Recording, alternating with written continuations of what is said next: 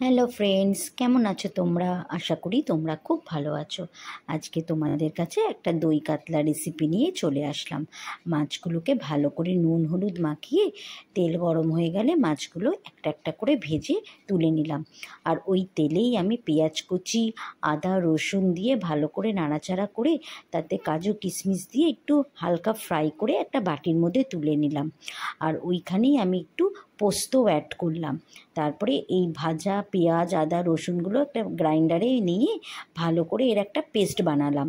ওই পেস্টটা রেখে দিলাম। তারপরে তেলের মধ্যে আমি তেজপাতা লবঙ্গ এলাচ দারচিনি ফোড়ন দিয়ে যে পেস্টটা আমি বানিয়েছিলাম সেই পেস্টটাকে দিয়ে ভালো করে আমার কষাতে হবে।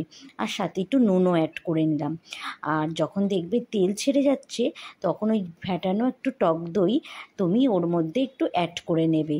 নিয়ে কিন্তু আবার হালকা হালকা করে একটু নাড়াচাড়া করে তারপরে ভাজা মাছগুলোকে তুমি কড়াইয়ের মধ্যে দিয়ে একটুখানি ফুটিয়ে নেবে কম আঁচ করে। আর লাস্টে একটু তার উপরে কাসুরি মেথি একটুখানি ভালো করে ছিটিয়ে দেবে। এতে কিন্তু গন্ধটা খুব সুন্দর হয়। তো আমার দেখো একদম দই কাতলা কিন্তু রেডি। তাহলে এই দুপুরবেলা গরম ভাত আর সাথে দই কাতলা একেবারে জমে যাবে। তোমাদের কেমন লাগলো এই রেসিপিটা আমাকে একটু জানিও।